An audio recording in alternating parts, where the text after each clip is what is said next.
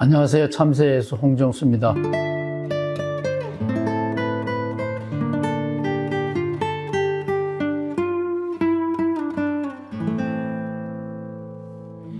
기독교 이야기가 심각한 코미디라고 말하고 싶은데 여러분들은 어떻게 생각하세요? 지난 토요일 날 여의도 국회에서 어처구니 없는 일이 벌어졌죠. 그것은 정치적인 문제고 세상 문제이기 때문에 말하고 싶지 않습니다. 제 전문 영역이 아닙니다. 그러나 제가 드리고 싶은 말은 기독교인들의 행태입니다. 페이스북에 어떤 분이 죽이고 싶다. 누구를 말하는지 알겠죠? 끔찍한 일이 벌어졌기 때문에 진지한 크리스찬이 보네포처럼 독재자 히틀러를 처형하고 싶었습니다. 그래서 보네포는 실제로 히틀러 처형단에 가담을 했죠. 그러다가 결국 본인이 먼저 죽고 말았습니다. 그러나 보네포를 잘 알고 있는 이 진지한 크리스찬은 페이스북에다가 죽이고 싶다 이런 말을 남겼습니다. 그리고 여기저기에서 나라와 민족을 위한 기도회가 지난주에도 있었고 이번 주에도 계속 열리고 있습니다. 숫자적으로는 세상을 바꾸어야 된다. 용산의 주인공을 바꾸어야 된다가 숫자적으로는 많지만 제도적인 장치 때문에 몇 표가 모자라서 처참한 실패를 경험했습니다. 문제는 여기에 기독교인들이 큰 역할을 하고 있다는 비극 때문에 제가 오늘 여러분과 기독교에 대한 저의 시각을, 특별히 바울 사도에 대한 저의 생각을 나누고자 합니다. 제가 바울이 없었다면 예수 믿는 사람들이 어떻게 일상생활을 끌어나갈지 견본이 없기 때문에 참 곤란할 뻔했는데 바울 선생님이 자신의 활동에 대한 이야기를 비교적 자세하게 써주었기 때문에 아하, 예수 믿는 사람은 이렇게 사는구나 하는 좋은 샘플이 있어서 참 고맙게 생각한다 이런 말을 서두에 드렸습니다. 오늘은 바울에 대하여 무진장 속상하는 비판적인 이야기를 남기려고 합니다. 이미 문동환 박사님의 글을 잠시 소개해 드렸지요. 제가 바울을 좋아하는 것은 예수 믿으면 이런 일이 생긴다라는 거예요. 예수 믿으면 우리를 얽어매는 정신적인, 정치적인, 사회적인 모든 멍에를 떨쳐버리고 내가 자유인이 된다. 제가 예수를 믿는 중요한 이유는 바로 이 자유인이 되기 위해서입니다. 바울은 주의 영이 있는 곳에는 자유가 있다 이런 말을 했고 실제로 자기가 만난 그 당시의 노예 오네시모를 상징적으로 해방시키기도 했습니다. 따라서 바울이 말하는 자유는 관념적인 자유가 아니라 매우 구체적이고 현실적이고 정치적이고 포괄적인 자유를 의미합니다. 우리를 얽어매는 너는 죄인이야, 너는 실패자야, 너는 희망이 없어. 이런 우리 자신을 향한 비난, 규탄, 누군가가 우리에게 퍼붓는 그 부정적인 이야기, 우리의 멍에처럼 우리를 괴롭히고 있습니다. 예수를 제대로 믿으면 이런 모든 것에서 해방된다고 저는 확신합니다. 그러나 우리에게 자유를 주는 그 바울이 바로 우리를 지옥으로 끌고 가고 있습니다. 어제 그리고 지난 2년 동안 기독교인들이 이 나라에서 생명 살리는 일, 생명을 해방시키는 일보다는 억압적인 일에 더 많이 작용하고 있는데 그것은 기독교인들의 잘못이라기보다는 근원을 따져 올라가면 바울 선생님의 잘못된 기독교 이해 때문이다. 이렇게 말할 수도 있습니다. 그렇다고 해서 바울 너 때문이야 이렇게 말하고 싶진 않아요. 바울은 2000년 전에 한국 사람의 운명을 걱정하지도 않았고 알지도 못했습니다. 몰랐던 일에 대하여 책임을 지라 그러면 그거는 곤란하죠. 바울은 그 당시에 자기 동족 유대인을 어떻게 예수에게로 인도할까, 또 자기가 만난 로마 사람들 어떻게 예수 믿도록 할까, 이방인에게 어떻게 예수 믿게 할까, 하나님의 백성 이미 선택받은 유대인에게 동족에게 어떻게 예수님을 받아들이도록 설명을 할까, 이 두 가지는 관심이 있었지만 바울 선생님은 오늘 한국인을 염두에 둔 적은 없습니다. 따라서 바울 선생님에게 넌 왜 한국 사람들을 이렇게 진흙탕으로 몰아넣었어? 이런 말을 하면 곤란하죠. 성경에는 커피 얘기가 없습니다. 몰랐기 때문에. 따라서 성경에는 한국인 얘기가 없습니다. 몰랐기 때문에. 그것은 아무런 제약도 비판도 아닙니다. 바울 선생님이 오늘 이 한국의 정치적인 풍토를 생각하면서 구국기도회를 열고 있는 한국 기독교를 생각하면서 혹은 윤 정권을 옹호하고 있는 한국 기독교를 생각하면서 바울이 무진장 원망스러운 핵심적인 이유를 짧게 설명드리려고 합니다. 제가 바울을 좋아하는 것은 유대인, 그 당시의 유대인, 예수를 처형한 유대인처럼 성서를 문자적으로 본다면 예수를 죽인 것이 옳은 일이지만 성경 문자 속에 있는 속뜻, 하나님의 뜻을 생각한다면 예수를 처형한 십자가 사건은 잘못된 거다. 이것이 바울 선생님이 본 예수님이고, 예수님을 만나고 바울이 자기 자신도 모든 멍에를 벗어 던졌다. 나는 자유인이 됐다. 이런 것이 바로 십자가를 진 예수님에게서 사물을 보는 눈을 얻었기 때문에 그런 겁니다. 그럼에도 불구하고 오늘날 한국인이 볼 때 바울은 우리를 무진장 심각한 함정, 구렁텅이, 노예로 전락시키고 있습니다. 그것은 오늘 우리들이 2000년 후에 바울을 읽기 때문에 그렇습니다. 우리 탓이지 바울 탓은 아닙니다. 그러나 핵심은 이런 거예요. 예수 복음을 전하는 사람은 직업이야. 이 직업에 충실해야 돼 라고 예수님이 당부했던 마태복음 10장 10절의 이야기를 바울은 알고 있으면서도 자기는 십자가에 달린 예수님을 보니까 예수님을 믿기는 믿는데 바보처럼 고지곧대로 따르는 것은 자유가 아니야. 속 뜻을 생각해야 돼. 안식일에는 이런 일을 하면 안 돼.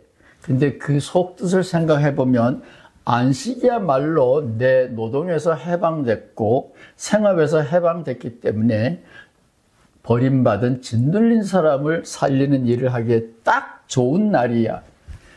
예배 시간을 골라가지고 예배당 앞에서 장기적인 만성병 질환자를 고쳐준 예수님을 바울은 보고 율법은 문자적으로 이해하면 살인 도구지만 정신적으로, 영적으로, 성령의 눈으로 풀이하면 생명의 기운이 된다. 이게 바울과 예수님이 만나서 행복한 축제 파티를 열게 된 계기거든요. 똑같은 시각으로 바울은 예수님이 십자가를 전하는 자는 십자가를 전하는 그 일이 직업이다, 밥벌이다 라고 말했다라는 걸 알면서도 내가 애냐, 그렇게 하느니 차라리 내가 죽는 편이 낫다. 베드로와 야고보처럼 전업으로, 아니 복음을 전하는 그것 때문에 밥벌이 생계 유지의 도구 수단이 된다면 나는 차라리 죽는 편이 낫다. 교회에서 나온 헌금으로 내 생계를 유지한다면 차라리 죽는 편이 낫다. 얼마나 무서운 말입니까? 예수님을 문자적으로 따른다면 죽는 편이 낫다. 그래서 저는 바울에게도 똑같은 말을 적용하고 싶은 거예요. 바울, 당신이 이해한 예수님을 영접하면 구원받는다라는 당신의 메시지는 좋지만 그것을 부연 설명하기 위하여 나온 내가 유대인의 하나님을 믿고 유대인이 된다. 참 유대인이 된다. 참 이스라엘 사람이 된다. 이런 개소리는 받아들이면 차라리 죽는 편이 낫다. 제가 말하는 건 그거입니다. 차라리 죽는 편이 낫다. 저는 한국인이기 때문에 유대인이 나의 조상이다. 아담이 나의 조상이다. 철학자들은 그것을 메타내러티브라 그러는데 표준이 되는 상위 이야기입니다. 저는 그것은 안 믿어요. 믿어본 적이 없습니다. 두 번째 메타내러티브는 우리가 구원받는 것은 예수를 믿음으로써 참 유대인의 하나님 백성이 되기 때문에 구원받는다라는 또 다른 메타내러티브, 저는 한 번도 믿은 적이 없습니다. 내가 구원받는 것은 내가 자유인이 되는 것 때문에 구원받는 거지, 제가 이스라엘 사람이 되기 때문에 구원받는다? 절대로 아닙니다. 로마서에 보면 바울은 로마 사람들, 문명의 선진국인 로마 사람들에게 문명의 후진국 예수님을 받아들이라 설득하기가 쉽지 않았어요. 그래서 이런 메타내러티브가 나왔는데 그것은 바울의 문제고, 그 선진국 로마 사람들에게 바울은 이렇게 말합니다.